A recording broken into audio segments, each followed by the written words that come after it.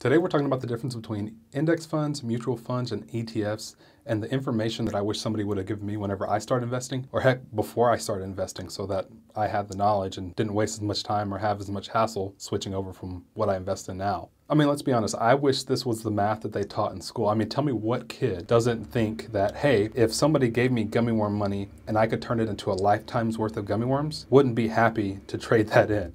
Of course, now, a lot of us would be like, hey, I want those gummy worms right now. But if they knew that they could have a lifetime's worth of gummy worms, wouldn't you rather have a lifetime's worth of gummy worms rather than one day's worth of gummy worms? Okay, so the first problem that I see with mutual funds and index funds, as well as ETFs, is people typically use them interchangeably and think that they're the same thing, but they're not. There are some key differences that we're going to talk about in this video that I think you, if you're a new investor, will really appreciate. So let's jump in now so I can hopefully save you a lot of time, money, and hassle before you actually start your long-term investment journey, because if you wait to learn this information and you start investing now, maybe you might have to do some changes that I had to do. But if you learn it now, you won't have to do those changes. So in order to know what makes some difference, we must first take a look at what makes everyone else, for the most part, who's starting to invest, think that they're the same thing.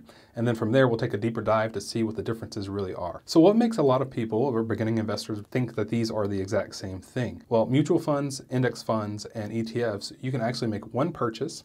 And with that single purchase, you can buy 40 to 100 stocks, even more than 100 stocks in some cases, that you get a small percentage of. And so each of them are able to do that, but that doesn't necessarily mean that they're exactly the same. So let me give you a real life example. We've all heard the term, one sour apple can ruin the bunch. Well, in reality, and when it comes to stocks, what typically happens, especially in mutual funds, index funds, and ETFs, is you have this barrel of stocks.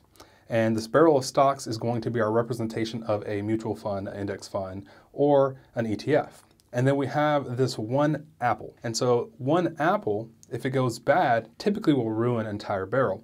But let's say, for example, if this apple is your stock and it's sitting on top of your stock portfolio and it starts to go sour, well, then the apple can be removed and then the rest of your apples will actually be okay. So this is called diversification. So again, your apple is your stock, and then your barrel is your mutual fund, ETF, or your index fund. All of these apples are protected because we can remove, or the funds can remove, the actual bad apple, and then everything else is diversified and protected. So I hope that made sense. So basically, if you're buying a single stock, that single stock, if it gets ruined, it plummets, well, that's just a single stock. Again, if there's a single stock within the portfolio of 40 to 100 different stocks, then you're protected. Again, that's a diversification. You're diversifying your risk and protecting yourself by buying a mutual fund, an index fund, or an ETF. So the second similarity between ETFs, index funds, and mutual funds is that it makes it really convenient to actually just buy a bulk set of stocks, a small percentage of hundreds of stocks. And you're not sitting there every single day worrying about what an individual stock is doing. You're just able to go in and look at your mutual fund, your index fund, your ETF. So it makes it extremely convenient to say, hey, here's my portfolio, here's what I have, here's the hundreds of stocks I have. I don't have to go in each and every day to take a look at these. So at this point, we should know what makes them similar. It's basically convenience and diversification. And now we're going to take a deeper dive into actually what makes them different. So the first one we're going to take a look at is mutual funds. Why? Because they came around first, and boomers will be really happy if I say this first, because age before beauty, right? Hopefully that makes sense a little bit later. So mutual funds typically hold about 40 to 100 different stocks within that particular fund, and then that fund is managed by a professional fund manager. Well, a mutual fund's active manager has to go in and pick stocks that they want to buy and sell as they see fit. Not only that, the professional manager also has to get paid, right? So how much does a mutual fund actually charge? Well, it's only 1 to 2%, but if you start thinking about this way, it's going to add up. So let's say at this point, you're completely invested with mutual funds and you have $100,000 in your investment portfolio. Well, that 1 to 2%, let's call it 2% on the high end, is going to be worth $2,000 every single year. And not only that, if your fund continues to grow, that fee continues to grow as well. Also, no matter how well or bad your portfolio is doing, you still have to pay that 1 to 2% every year. And by the way, if your investment continues to grow, you can pay hundreds of thousands of dollars throughout the lifetime of your investment journey. Now, before we jump into ETFs and index funds, do you think mutual funds are a good investment? And do you have mutual funds in your current portfolio? Also, make sure you hit the like button if you're enjoying the information you're getting today. Okay, so now let's jump into what makes index funds and ETFs unique and different. Well, the first major difference is index funds and ETFs have a much lower fee than a mutual fund. Oftentimes, you can find index funds and ETFs that have a fee that starts at 0.04%. So we know that all three of these funds are very similar in the fact that you can make one purchase and buy a small percentage of 40 to 100 different stocks. But why do index funds and ETFs get the benefit of lower fees? Well, index funds and ETFs, as explained earlier, are more passive and don't require a professional fund manager to decide which stocks to buy and sell. And with that, that makes them more passive investment vehicles, which means that you don't have somebody that you're paying on the back end to make these decisions for you.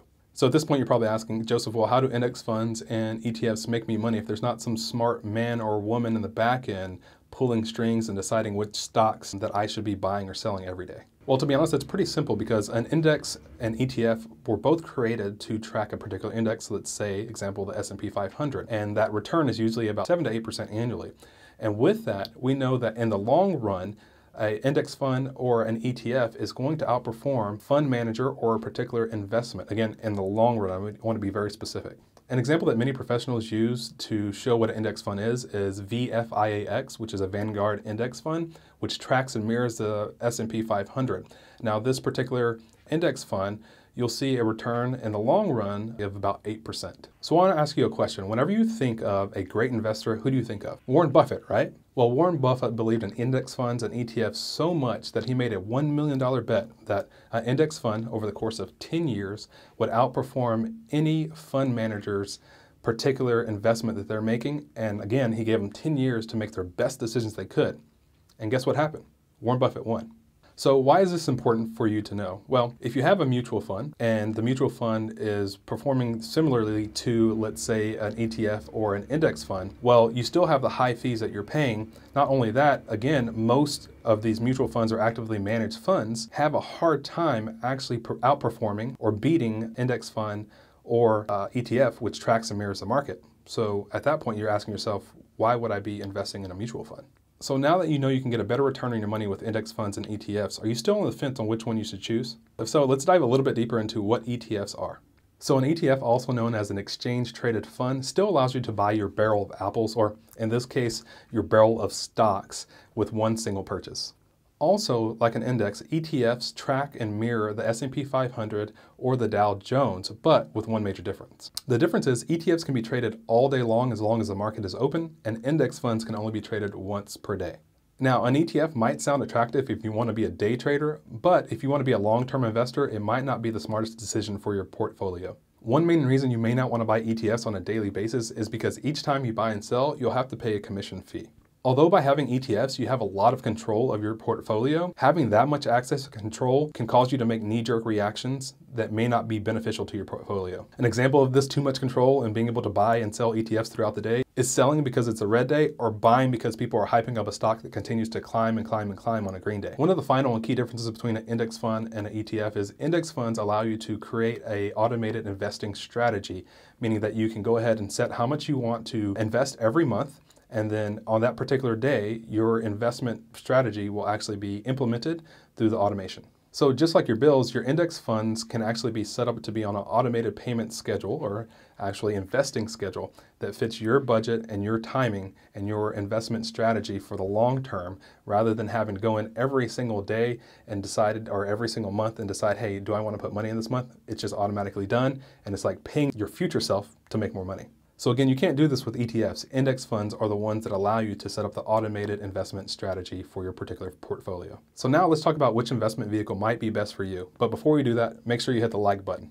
So now that you've hit the like button, mutual funds have historically not beat out index funds or ETFs and charge more fees. ETFs allow you to buy and sell your particular ETF all day long as the market's open. However, that might not be the smartest strategy if you're in this for the long term. And if you're going to do that, you might as well trade single stocks.